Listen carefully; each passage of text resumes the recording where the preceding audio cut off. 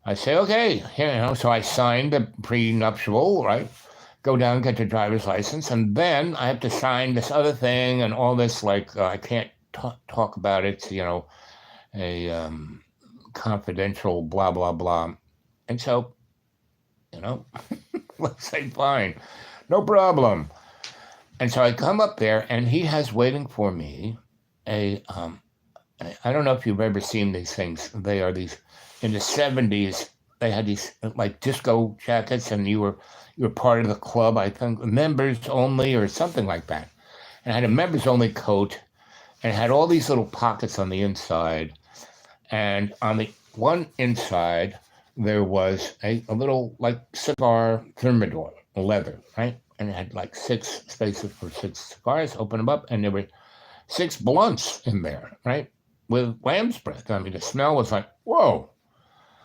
And in the other one was a kind of hidden wallet in there. And inside there was my signing bonus of $2,500, 25 Benjamins, right? So, I'm feeling good. And so he says, okay, sign this, sign this, sign this. I do. And then he gives me my master's electrician. I am now a master electrician in New Mexico, right?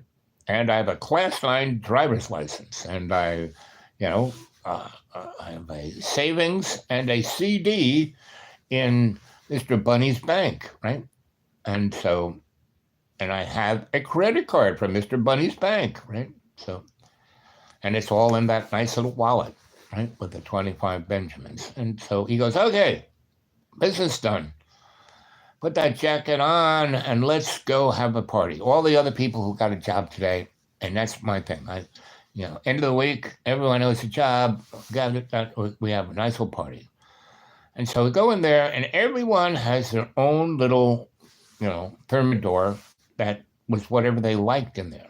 He knew I kind of was probably a marijuana kind of guy, so he gave me blunts. So, I'm smoking, and this girl in this nurse's uniform, white uniform, white shoes, her hat, her little medallion, and I look at her, and she's wearing her members only jacket over her uniform, and she's like smiling at me, and all the other guys are kind of tweaker, crinkly old guys. I was the only young guy, and she was the only young girl, and so we kind of spark, and we're talking, and anyway, long story short, I actually do have a nice little place, that I fixed up for this guy who took me to Albuquerque to fix up buildings he had. And in the first 2 months I was there, that's what I did, wintertime. And they were old-time, very traditional New Mexico, Spanish,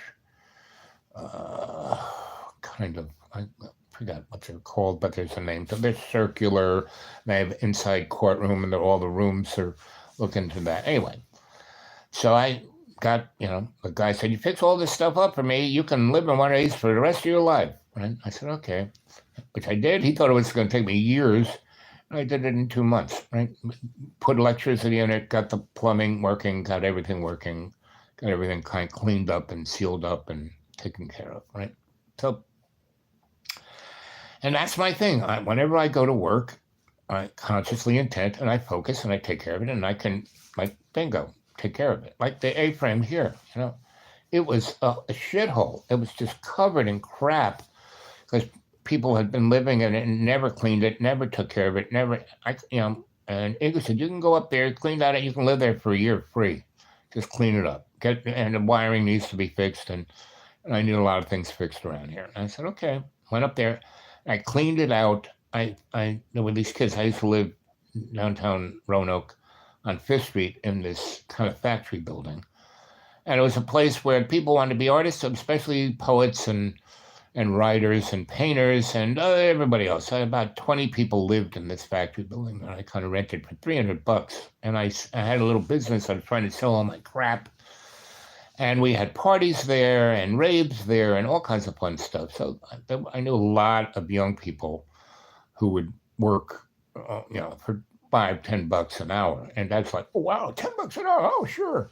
And they really worked hard. And so I had them, and this one guy had a truck, right? So we took all the crap, put it in his truck, and he brought it to the dump, and I gave him the money to pay the guy to put it in the dump, and I gave him $10 every carload he took to the dump, plus the money to put it in the dump. So um, within 3 days, I had it all cleaned out. Another 2 days, had it all fixed up, right? A nice place to live, right? And that's what I did for this other guy in Albuquerque, And so I took the nursing girl back to my chalet, and she was like, "Wow!" And so we became boyfriend girlfriend that evening, right? And she had a sex drive, and she and I fornicated, right? It was fornication there, not intimacy or no one's listening to any of this, right? 2 hours and 5 seconds. Well, I hope a bunch of you listen to it later. Okay, that's it. I don't know what time it is now, but I'm going to close out right here because I'm getting tired. And I'm going to leave you hanging. And I'll pick this up tomorrow. Okay. Or maybe later tonight. Who knows? All right. Let's see what time it is when I hang up here. Let's see what time it is now. 8:43. Yes, I'm hanging up. Are you sure you want to stop streaming? Yes.